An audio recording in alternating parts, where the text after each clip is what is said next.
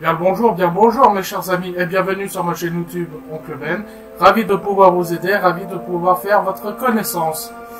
Aujourd'hui, dans cet épisode un peu particulier, puisque le bip de censure que vous avez entendu lors de ma précédente vidéo sera consacré à ce sujet. Donc, en avant tout, c'est parti, commençons.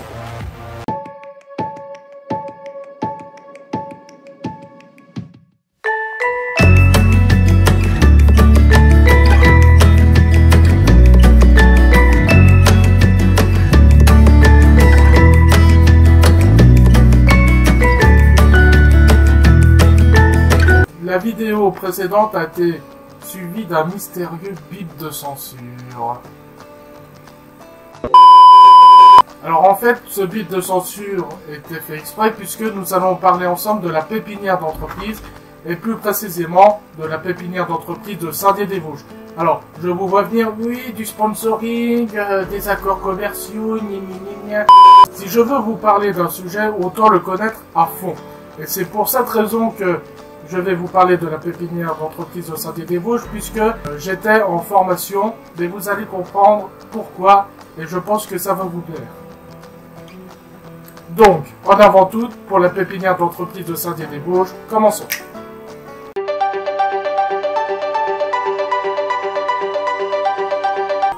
Alors, la pépinière d'entreprise, c'est quoi au juste? Pépinière, ça ressemble un peu à une pépinière de sapin. Entreprise, c'est entreprise quoi. Pépinière, entreprise. La pépinière d'entreprise sert tout simplement à faire pousser des entreprises. Je prends au sens littéral et dans le sens figuré puisque c'est exactement la même chose, c'est-à-dire que on va vous aider à créer votre propre entreprise, que vous soyez jeune, moins jeune ou retraité.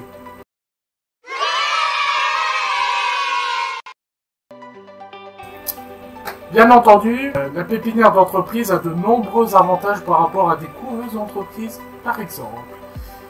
Alors, la définition d'une pépinière d'entreprise, en l'occurrence celle de Saint-Dié-des-Vosges, est la suivante. Vous présentez votre projet, on l'étudie, on valide, ou bien on fait des corrections, on valide, et on vous héberge. C'est ça l'avantage.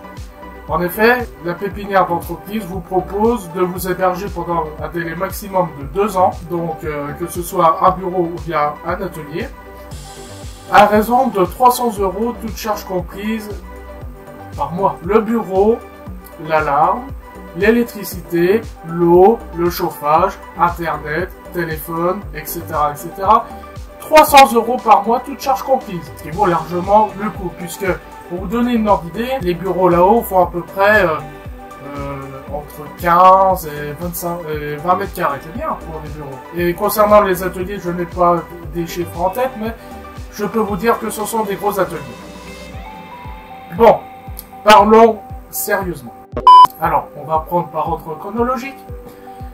Premièrement, vous venez vendre votre projet auprès du directeur ou de la directrice de la pépinière d'entreprise. Généralement, les directeurs et les directrices de la pépinière d'entreprise sont généralement des personnes qui ont fondé une ou plusieurs entreprises, bien qu'ils étaient vraiment des cadres supérieurs dans diverses fonctions. Je vous conseille, si vous présentez votre projet, et c'est ce que nous allons voir ensemble dans la prochaine vidéo, de bien préparer votre projet. Je veux dire par là que voilà, vous n'allez pas voir le directeur ou la directrice de la pépinière d'entreprise avec les mains dans les poches en mode touriste. Ça peut arriver, mais je vous le déconseille fortement. Si vous voulez être crédible et si vous voulez donner la confiance à la pépinière, je vous conseille vivement de vous présenter avec un rapport, entre guillemets, un rapport de création d'entreprise que vous avez. Donc généralement, le premier rendez-vous dure entre 1 heure et 1h30. Durant ces 1 heure, 1h30, vous allez vraiment vendre votre projet. Pourquoi m'héberger, pourquoi faire entre guillemets le forcing pour que votre projet puisse être accepté par rapport à un projet similaire. Ensuite, pendant environ 3 ou 4 semaines, le directeur de la pépinière va étudier votre dossier. Alors généralement, si vous avez bien ficelé le truc et si vous êtes un bon vendeur ou bien un bon commercial, c'est pratiquement acquis. Ensuite, la troisième étape consiste à vous dire votre projet est valide ou non. Si votre projet est valide, tant mieux pour vous, je vous félicite. Si jamais il n'est pas validé, peut-être qu'il y a deux possibilités. Soit votre projet est vraiment très bien, mais il faut peaufiner en faisant des rectifications sur le budget, sur les missions que vous voulez faire au niveau de vos prestations, ou bien, malheureusement pour vous, le projet n'est vraiment pas aboutissable. Ensuite, la quatrième étape consiste à ce que votre entreprise soit enregistrée au registre des commerces, avoir un matricule, tout simplement, auprès de l'URSSAF et auprès de l'INSEE. Alors généralement, pour ces étapes-là, ne vous inquiétez pas, la pépinière fait toute la paperasse administrative. Donc, ce qui vous facilite grandement la tâche si vous n'êtes pas administratif. Ensuite, la quatrième étape, c'est tout simplement l'hébergement. Alors, l'hébergement, concernant la pépinière d'entreprise de Saint-Dié-des-Vosges, il faut savoir que, en ce moment, donc on est le 28 novembre 2017, en ce moment même, il y a vraiment des bureaux qui attendent que vous, tout simplement. Alors, de mémoire, il y a 24 bureaux, donc 24 bureaux, donc 24 auto-entreprises potentielles, et environ 4 ateliers. Et ces 4 ateliers-là peuvent contenir sans problème 2 camions ambulances. Donc c'est vraiment un gros atelier et vous avez vraiment tout à votre disposition. Cinquième étape, oui, parce que voilà, c'est bien beau d'être hébergé, mais si on n'est pas suivi pendant qu'on fait notre entreprise, pendant qu'on vend nos prestations, pendant qu'on fait du chiffre d'affaires, généralement, il y a beaucoup d'auto-entreprises au bout de 2 ans qui cessent leur activité tout simplement parce que ça a été mal géré. Que ce soit au niveau financier, que ce soit au niveau économique, soit au niveau du management de l'entreprise. Pas de panique, le rôle de la pépinière aussi, c'est que elle vous héberge pendant plus de 2 ans, ok, pas de problème, mais qu'après, vous puissiez grandir et passer le cap de l'auto-entreprise pour être véritablement une entreprise classique. SA, SARL, EARL, etc., etc. Cependant, avant d'arriver à ce résultat-là, il faut beaucoup de travail. Et c'est pour ça que la pépinière s'engage à vous accompagner et à vous héberger pendant plus de 2 ans. Accompagner dans quel sens du terme, me direz-vous? Vous avez une réunion hebdomadaire avec l'ensemble des auto-entrepreneurs de la pépinière d'entreprise. N'importe quoi finalement.